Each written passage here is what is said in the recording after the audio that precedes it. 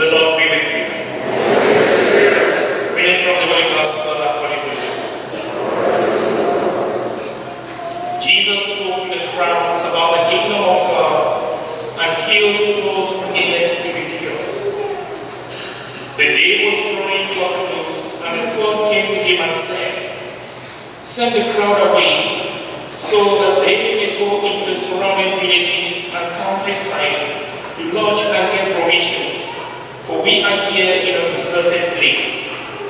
But Jesus said to them, "You give them something to eat." They said, "We have no more than 5 loaves and 2 fish, unless we are to go and buy food for all these people." For there were about 5,000 men. And Jesus said to his disciples, "Make the people sit down in groups of about 50 each." They did so and made them all sit down. And taking the 5 loaves and the 2 fish, he looked up to heaven and blessed and broke them and gave them to the disciples to set before the crowd. All ate and were filled. What was left over was gathered up 12 baskets of broken pieces. The Gospel of the Lord.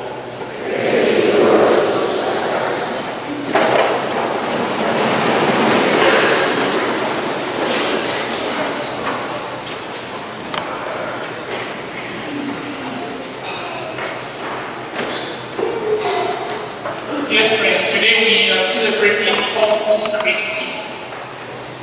Today we celebrate the feast of the most holy body and blood of our Lord and our Savior, Jesus Christ. Jesus Christ was a Jew, and Jesus Christ took part in Jewish festivities. And the Jews had as custom to eat the Passover meal, what is called the Pasch, the meal that reminds them each year of their liberation from the bondage of slavery in Egypt. The last meal that the Jews ate in Exodus chapter 12 before taking off to the promised land. And God had told them, every year you must celebrate the feast of the Passover in memory of your liberation from the bondage of slavery. So Jesus Christ gathered his disciples in the upper room to eat the feast of the Pasch, to celebrate Passover. While they were sitting at table, Jesus took bread. He said a prayer, the prayer that the Hebrews call Berakah, a prayer of thanksgiving to the Lord. And he gave the bread to his disciples, saying, "This is my body." He took wine. He said the same prayer, and he gave it to his disciples, saying, "This is my blood." And he commanded them to do this in memory of him. Which means the apostles will no longer eat the feast of the Passover in memory of their liberation from Egypt, but they will eat the Passover in memory of the sacrifice that Jesus Christ is about to make on the cross of Calvary for the salvation of all mankind. Each time you attend Mass, you have come to take part in that sacrifice. Each time you come to attend Mass, you have come to celebrate that Thanksgiving, that Eucharist, the first Mass that Jesus Christ celebrated in the upper room with his disciples. And that Mass can only be celebrated by a validly ordained minister of God, a validly ordained priest of God. When the priest, during consecration, repeats those same words that Jesus Christ spoke in the upper room, bread and wine become the body and the blood of Jesus Christ. The compendium of the Catechism of the Catholic Church says that in the Eucharist, Jesus Christ is present in a unique and in a remarkable way. He is truly, really, and substantially present in his body and blood, soul and divinity. So the Eucharist becomes the body, the bread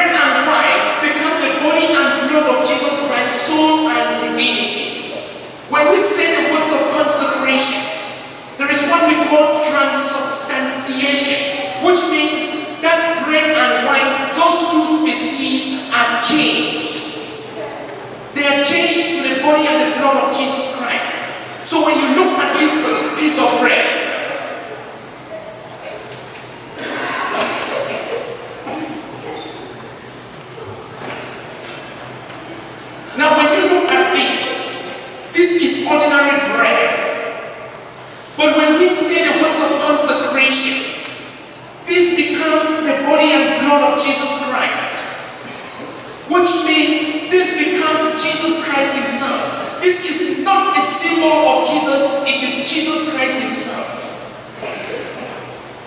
It becomes the same Jesus Christ who walked on the streets of Galilee. It becomes the same Jesus Christ who performed miracles in the days of old.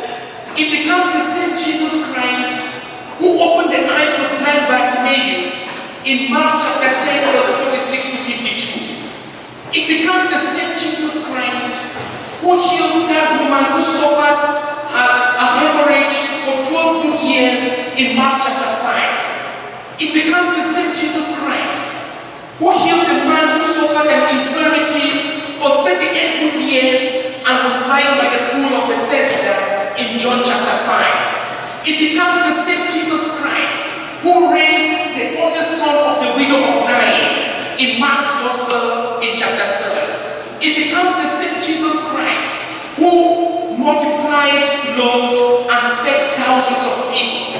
It becomes the same Jesus Christ who says to us, "Come to me, all you who labor and are overburdened, and I will give you rest."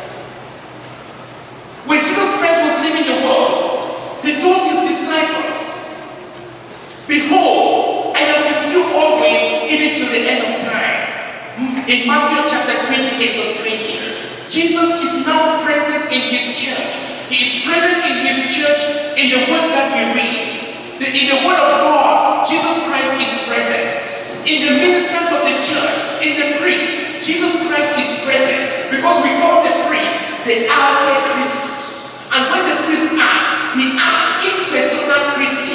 He asks in the person of Jesus Christ. And above all, Jesus Christ is present in his church in the Eucharist. The dogmatic constitution on the Holy Church, Lumen Gentium, one of the books of the Vatican Council, says the Eucharist is the source and the summit of our Christian life, which means the church draws a life from the Eucharist. The church draws life from Jesus Christ present in the Eucharist. Now let me tell you this up front. It's not of the Eucharist that we celebrate in this church and in all the churches across the world. It's not of the Jesus Christ present in the Eucharist that we worship in the chapel of perpetual adoration. The church would have fallen apart.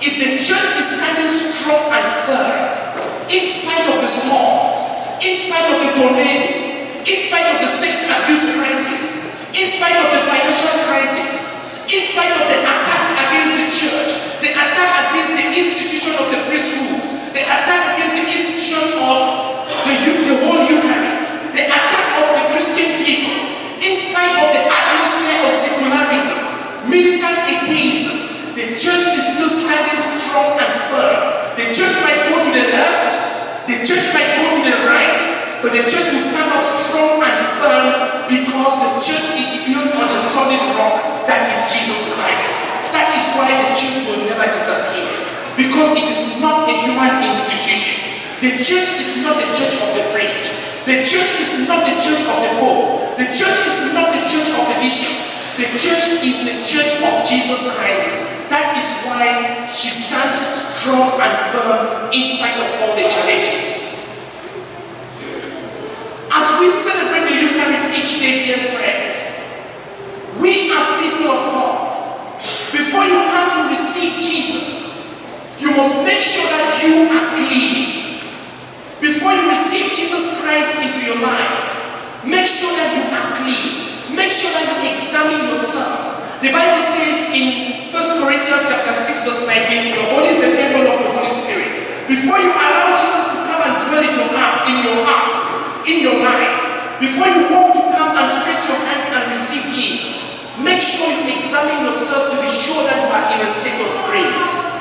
If you are not in a state of grace, you can go to confession, get reconciled with God before you come to receive Jesus. St. Paul says in 1 Corinthians chapter 11 verse 29 to 30, you must recollect before you eat of the body and drink of the blood of Jesus.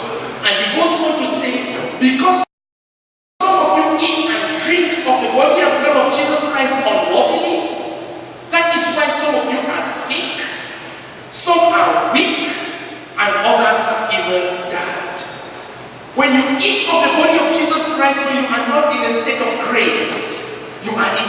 condemnation. That is what St. Paul tells us. And when you come to receive Jesus, dear friends, you must adopt a posture of reverence and respect. Pull that gum out of your mouth. Don't receive Jesus Christ with gum in your mouth. And when you walk up to the priest, and the priest says, the body of Christ, you should answer loud and clear, Amen. When you say Amen, you are saying, yes, I believe. Yes, it is so. When the priest says the body of Christ, the response is not, thank you, Father Eugene. The response is, Amen. When you receive the body of Christ, when you say the body of Christ, the response is not boring homily. Some people just say it quickly, like boring homily or good homily. And they pass by, they receive the body and they say boring homily or good homily and walk away. His only response to the body of Christ is, Amen.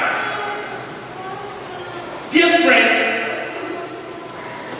there are so many people today who do not receive the body of Jesus. But Jesus says, if you eat my body and drink my blood, I live in you and you live in me. Today some people say, but Father, I watched Mass on TV. You watched Mass on TV. You followed Mass on TV. Yet you did not eat of the body of Jesus Christ. When you watch Mass on TV, wonderful. I also watch Mass on TV. But you must come to the house of God when you can eat of the body of Jesus Christ. Because it is food for your soul. Sometimes we become too busy and we do not have time to come to the house of God, to be strengthened, to be fortified by the food that Jesus Christ offers us. The Eucharist is the food for our journey to heaven. He says, do not work for the food that perishes, but work for the food that leads to eternal life that the Son of Man will give you. John chapter 6 verse 37. Today we are working for different kinds of food. It is important to work to put food on the table for your family. It is important to work so that you are able to have good pasta on the table and good soup. It is very important to feed your family. And for you to be able to feed your family, you must work so hard. After all, St. Paul says in 2 Thessalonians chapter 3 verse 10, if you do not work, you should not eat. You have to work to put food on the table. You have to work to put a roof over the head of your family. Yet as you work, you must also receive Jesus Christ because He strengthens you, He fortifies you to prepare you for salvation. Today so many of us are so busy. We are busy working for different kinds of food, not for the food that leads to eternal life. Today we are busy doing different kinds of things that will not lead us to salvation, that will not lead us to the well springs of salvation. And dear friends, when you work so hard and you do not cleanse your soul, when you work so hard and you do not purify your soul, then it will become difficult for you to see the Most High God face to face. When you are working, make sure that you also work for your salvation. St. Paul says in Philippians chapter 2 verse 12, work for your salvation with fear and trembling. Today we are working for different kinds of food. And it's only when you die that you realize that you have completely disconnected yourself from God. You have been working to acquire different kinds of food, and now that you are dead and you are leaving this world, you are taking absolutely nothing with you. It is only when I became a priest and I started celebrating funerals that I understood the meaning of vanity of vanities, says the preacher. Vanity of vanities, all is vanity. Ecclesiastes chapter 1 verse 2. All is vanity. Because when you disconnect from this world, when your soul separates from your body, when you die and they bring you into this church, dear friends, you are taking nothing with you. When you come into this church, you just come, they bring you in a casket.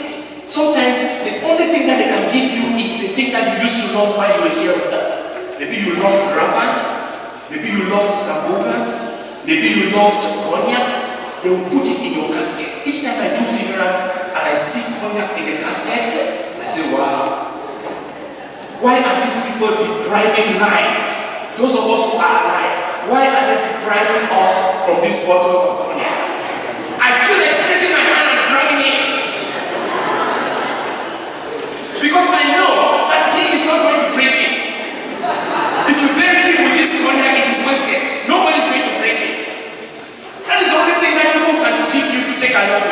when you go down there, that cognac will waste down there because nobody will drink it. Dear friends, you should prepare yourself for salvation, because when you go to heaven, the banquet of the Lord, the banquet table of the Lord, where you will see, you will have abundance. You will not need that cognac. You will not need that grappa. You will not need that sambuca, because God's eternal banquet is full of everything that you want, everything that gives you joy, happiness. When you go to heaven, we say you have gone to enjoy eternal bliss. So as we celebrate this Eucharist, dear friends, let us ask Jesus Christ to make us a Eucharistic people. Let us build our lives on the Eucharist. Let us trust